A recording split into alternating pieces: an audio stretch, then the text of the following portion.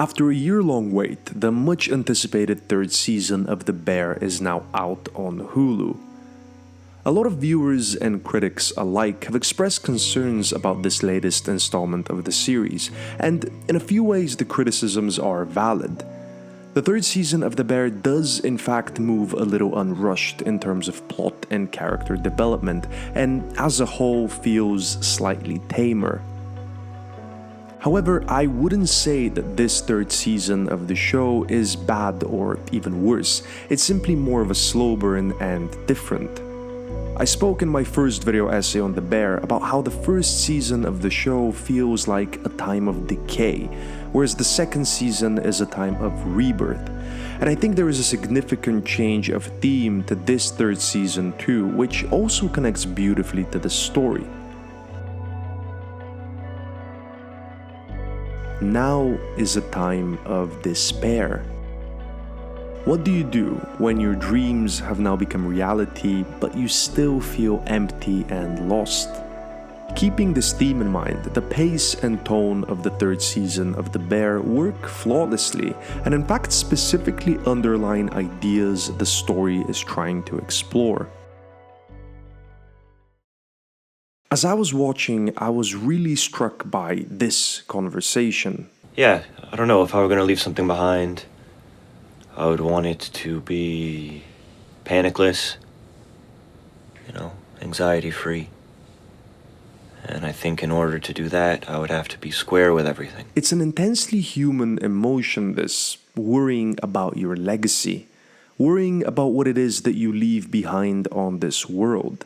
And it's fair to say that what you leave behind on this world stems directly from what it is you do on this world. This is an overarching theme in Season 3 of The Bear. What is your purpose? Do you even know? And if not, how do you even begin to find out? For a lot of characters, the question itself is the entire struggle. Sydney, for example. She is very much in the center of this theme, which makes sense as she's one of the youngest characters and in many ways still just finding herself. Her struggles are rooted in understanding who she is and what she wants. Is it a Michelin star with one of the greatest chefs in the world, or is it simply to cook good food and create? What comes first to her? Is it the materialistic fulfillment or the creative fulfillment? What about when one comes with family but the other doesn't? Instead of fixing on something that's been broken a while or chasing something that keeps moving, Sydney is focused on simply figuring out what she wants now.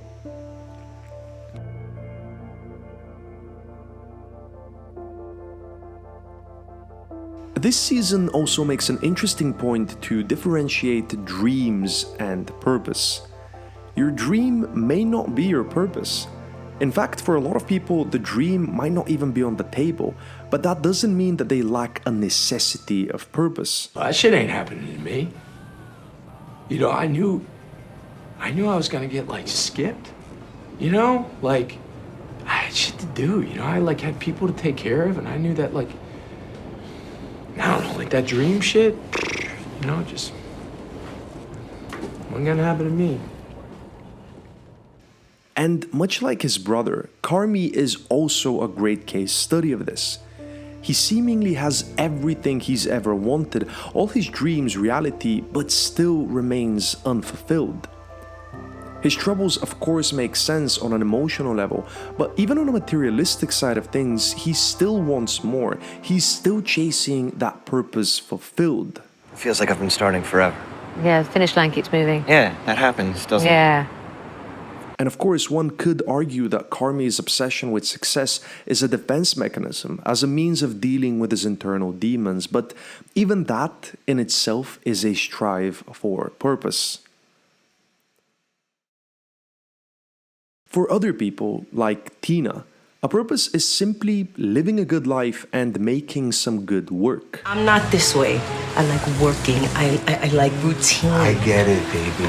However, Tina's purpose actually changes because of her environment and because she's suddenly surrounded by people like Carmy or Sid who not only show her kindness and belief, but also provide a different perspective. You can want more.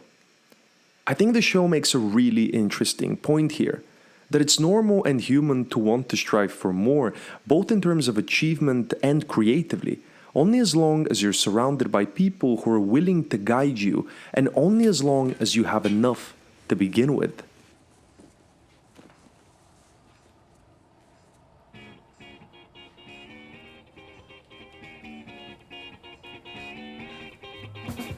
But Tina does not only want to be better, she wants to be great.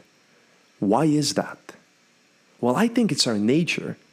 When in the right environment, you want to be as best as you could be, so your purpose can move further, or it can simply become to be the best possible version of yourself.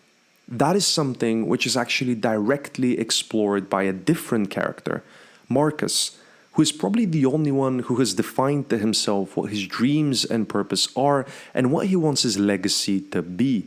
I kept my chin up, listened and learned. I did honest work. Fun to be around. And I think considering this and considering the character of Marcus, it makes complete sense that his journey this season would be going through something not at all connected to the bear or to career or to cooking, but something much more important and heartbreaking. I always felt loved. It didn't matter what was going on, or if I was in trouble, or whatever. As Marcus was the only one in a seemingly healthy-ish place, something that doesn't have to do with his job or environment must happen in his life for him to struggle and face internal conflict. Nat and Richie, on the other hand, are fantastic examples of how a truthfully healthy purpose perhaps should not be career or environment oriented at all, but rather family and love oriented. Richie already found a clear purpose through service in season 2, so now he does feel more fulfilled, but something is still missing, of course. The bear is not the most important thing, and neither is service. The most important thing is family and being a good father. So Richie's main struggle is finding happiness through that. How can you find purpose through a family when your family is now broken? How can you regain your purpose after it's been lost, and especially when it's been lost because you didn't know it was there to begin with?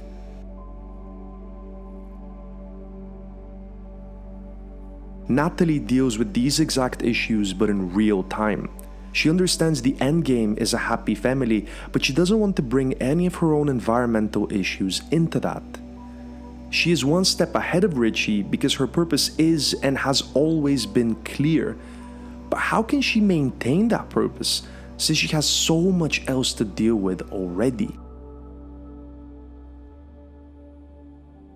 The show asks all these questions, but one larger question looms over all.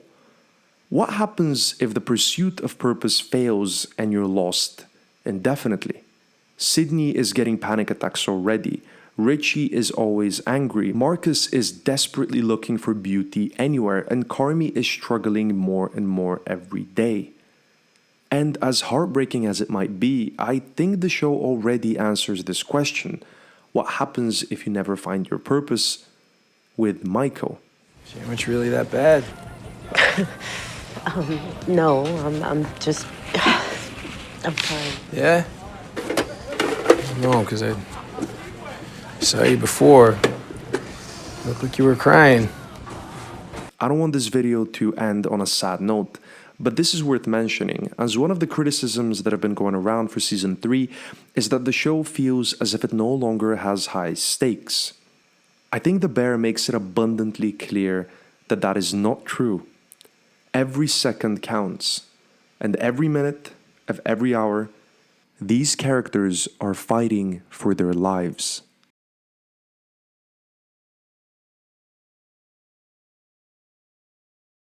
Guys, thank you so much for watching another video essay. I really enjoyed doing this one. Please don't forget to like the video if you've enjoyed it, to comment below what you think about The Bear, and also, of course, to subscribe. See you soon. Thank you all. I love you all.